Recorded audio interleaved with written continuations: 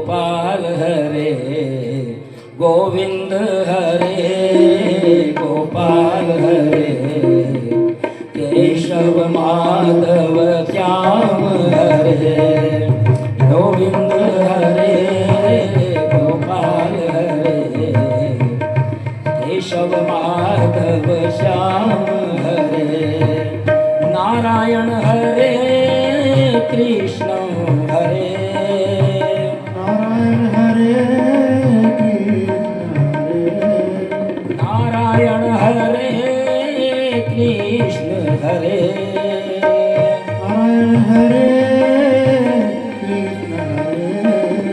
रमापति घनश्याम हरे रमापति घनश्याम हे हरे गोविंद हरे गोपाल हरे गोविंद हरे गोपाल हरे केशव माधव श्याम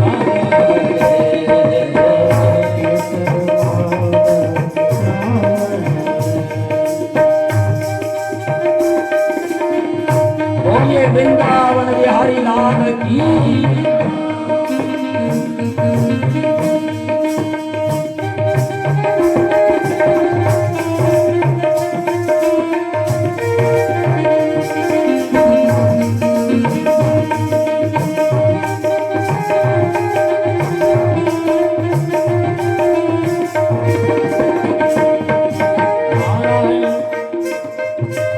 उमा हरे शिव शंकर हरे उमा हरे शिव शंकर हरे उमा हरे शिव शंकर हरे उमा हरे शिव शंकर हरे जय जय काशी धाम हरे हे गोविंद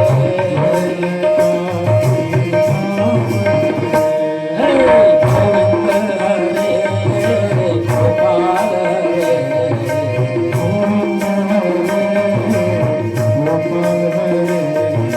केशव माधव श्याम हरे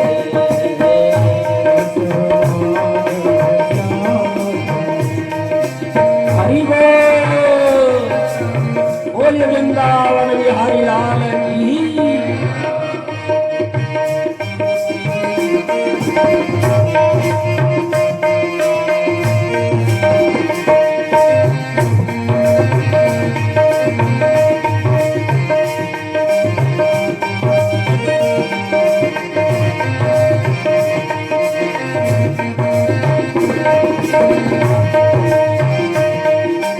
माता हरे दीनानाथ हरे माता हरे दीनानाथ हरे माता हरे दीनानाथ हरे माता हरे दीनानाथ हरे रघुवर राघव राम हरे रघुवर राघव राम हरे गोविंद हरे गोपाल हरे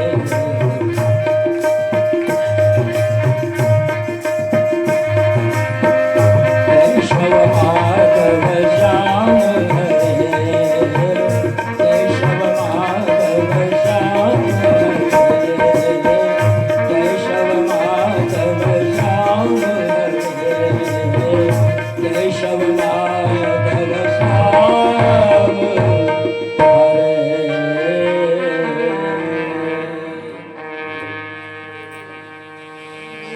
इस प्रकार भक्त और भगवान का ये लीला प्रसंग सुदामा की मित्रता के रूप में आता है।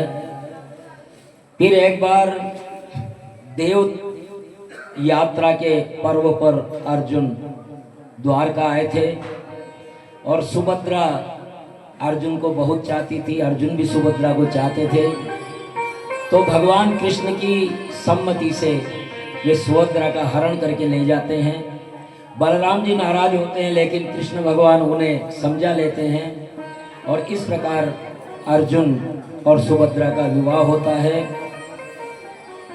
एक बार सभी देवताओं में ये विवाद हो गया कि ब्रह्मा विष्णु महेश इनमें से कौन बड़ा है, तो इसकी परीक्षा कौन ले। तो इसकी परीक्षा लेने के लिए भृगु जी को नियुक्त किया गया।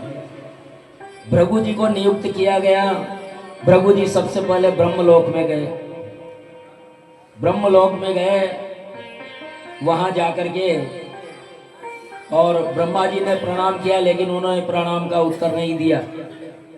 ब्रह्मा जी को कष्ट हुआ, ब्रह्मा जी को कुछ अपमान महसूस हुआ, लेकिन वो सहन कर गए क्योंकि सत्वगुणी थे। चलो ठीक है, गुस्सा तो हुआ लेकिन दबा गए। और वो कैलाश में गए।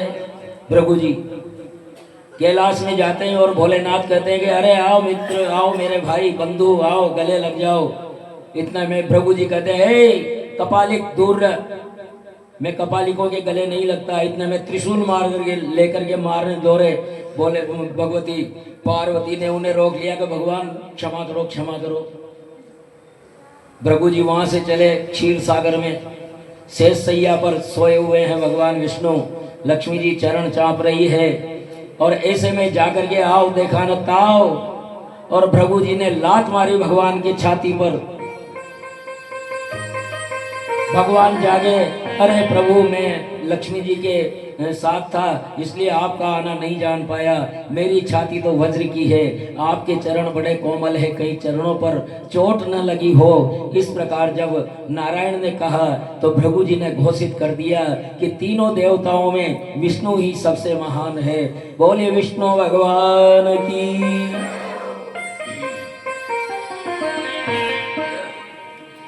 अब देवताओं द्वारा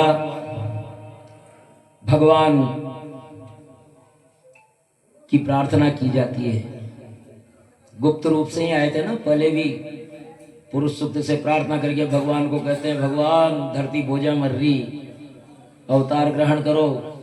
अब अवतार का काम पूरा हो गया तो देवता ही वापस आएंगे, अपने धाम पे पधारो, आपका काम पूरा हो गया, 125 साल हो गए आपको अवतरित हुए। तो देवता उनकी स्तुति पर भगवान कहते हैं कि जल्दी ही अब मेरा वंश भी धरती पर बार बन सकता है, तो उनको भी नष्ट करना है और उसके बाद में आऊंगा। तो इस प्रकार यादव पुत्र शांब को प्रभास क्षेत्र में कुछ संत लोग आए हुए थे, सप्तऋषि। अब सप्तऋषि वहां आसन जमाए हुए थे और यादवों ने उनकी परीक्षा लेने की सोची, यादव पुत्रों ने। तो सांब जो भगवान कृष्ण और जामवंती के पुत्र थे, उनको स्त्री वेश बना दिया, साड़ी पेटीकोट पहना करके कपड़े बंधवा दिए और कहिए महाराज ये स्त्री गर्भवती है और ये जानना चाहती है कि इसके गर्भ में पुत्र है या पुत्री है। संतों ने ध्यान लगाया तो सारी बात समझ में आ गई कि दुष्टों, संतों की परीक्षा लेते हो, जाओ इसके गर्भ से जो भी होगा तुम्हारे कुल का नाश करने वाला होगा, तुम्हारे कुल का नाश करने वाला होगा। और उसमें से लोहे का मूसल निकला। अक्रूर जी से कहा काका ये क्या है? बोले ये तुम्हारा नाश है। संतों की परीक्षा क्यों ली तुमने? अब यहां भी विपरीत काले विपरीत बुद्धि, विनाश काले विपरीत बुद्धि। उन्होंने कृष्ण से नहीं कहा, हालांकि एक सब हो रहा था जो कृष्ण की लीला से ही हो रहा था, कृष्ण की इच्छा से ही हो रहा था, लेकिन कहते तो शायद कुछ बात बनती, लेकिन कहा नहीं। और समुद्र के किनारे जाकर के उसे घिसने लगे, घिसने लगे, घिसने लगे। 56 करोड़ यादव। हमारी आजादी के समय भारत की आबादी केवल 33 करोड़ थी और द्वापर के अंत में केवल यादव ही थे 56 करोड़। तो 56 करोड़ यादव उस मूसल को घिसने लगे बारी बारी से, घिसते घिसते घिसते इतना सा टुकड़ा बच गया। तो बोले इस टुकड़े से तो कहाँ अपना विनाश होना है, छोड़ दिया।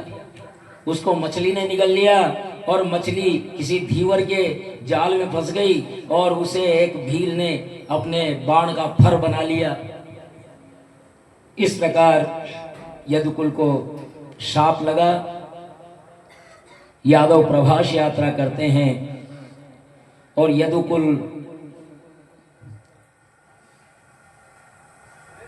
का प्रभास काल में वहां आकर के मेरे मधु का पान करते हैं और इतना मदमत्त हो जाते हैं कि अपने अस्त्र शस्त्रों से आपस में ही लड़ लड़ करके मरने लगते हैं। जब अस्त्र शस्त्र खत्म हो गए तो वो जो लोहे के टुकड़े से जो घास उगी थी उस घास से हाथ में ली और जैसे ही हाथ में ली वो तलवारें बन गई और सारे यादव आपस में ही लड़ मरे।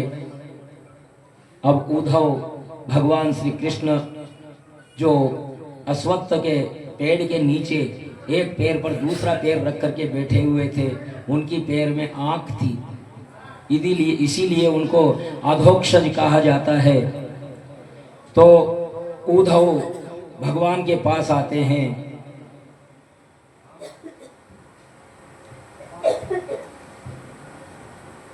हरे रामा हरे कृष्णा हरे राम हरे रामा हरे कृष्ण हरे राम हरे रामा हरे कृष्ण हरे कृष्ण हरे राम हरे राम हरे कृष्ण हरे कृष्ण हरे राम हरे रामा हरे कृष्ण हरे कृष्ण राम हरे राम राम हरे हरे हरे राम हरे रामा हरे राम हरे रामा हरे राम हरे राम हरे राम हरे राम हरे कृष्ण हरे कृष्ण हरे कृष्ण कृष्ण हरे कृष्ण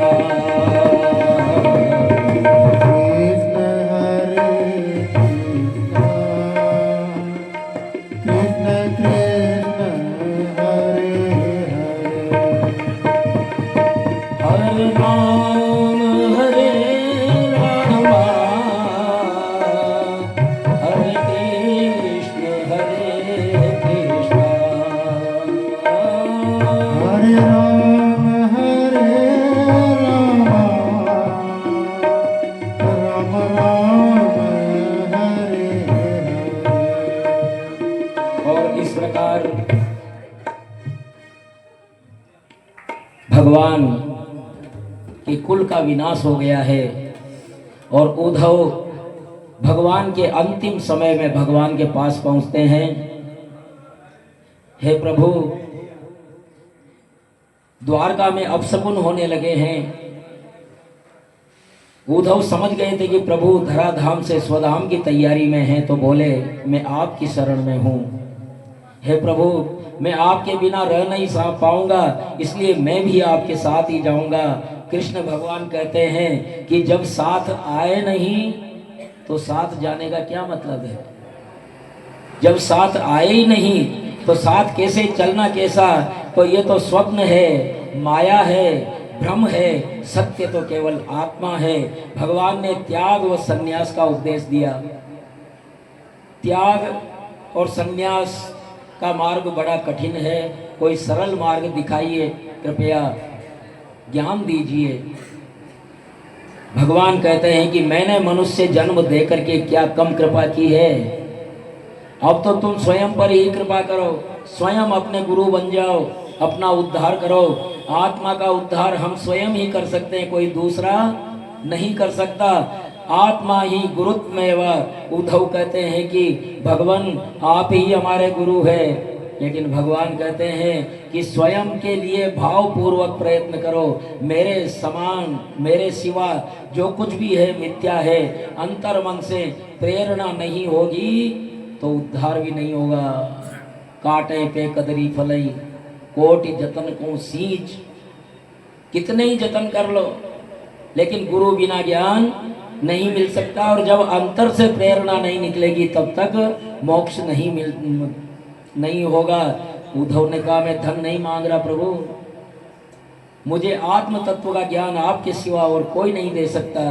भगवान ने कहा मैंने कई शरीरों का निर्माण किया, किंतु मनुष्य शरीर सबसे अधिक प्रिय है, क्योंकि नर तन सम नहीं कवन्यु देई, जीव चराचर जांचत तेहि। चराचर जीवों में केवल मनुष्य के तन जैसा कोई शरीर नहीं है।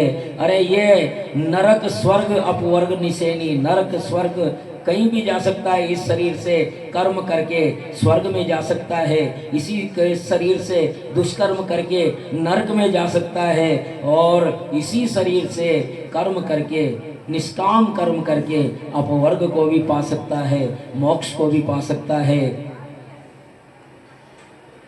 और ऐसे तन को जो पाए और फिर भजन न करे तो फिर उसका उद्धार कोई कर नहीं सकता। हे उद्धव, देखो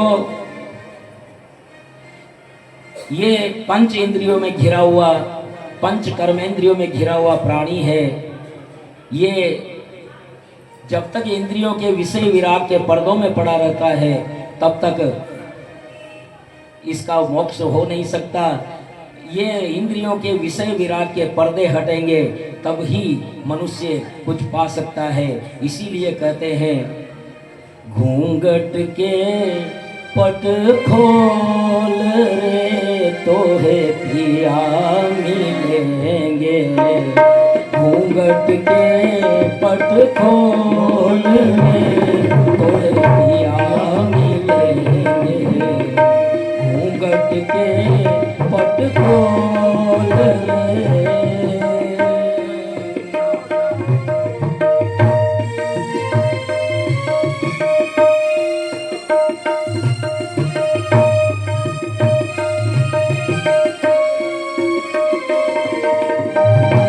घूंघट के पट खोल रे तो है पिया मिलेंगे। घूंघट के पट खोल रे तो है पिया मिलेंगे। घट घट में तेरे साईं बसते हैं। घट घट में तेरे साईं बसते हैं। कटुक वचन मत बोल रे तो पिया मिलेंगे। कटुक वचन मत बोल रे तो पिया मिलेंगे। घूंघट के पट खोल रे।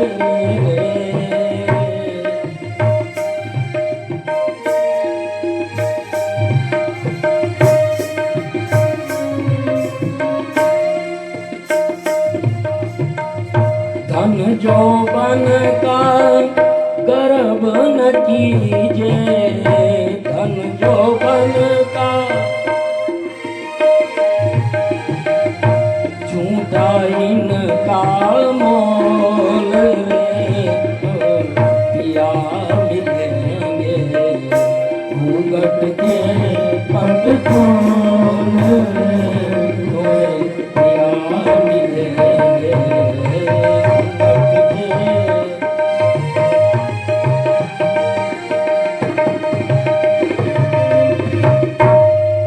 धन जौवन का गर्व झूठा है और इनका कोई मोल नहीं है, इसलिए इंद्रियों का पर्दा हटा, तुझे पिया मिलेंगे। सोने मंदिर दिया जला के, सुने मंदिर दिया दिया जला के सुने मंदिर दिया जला के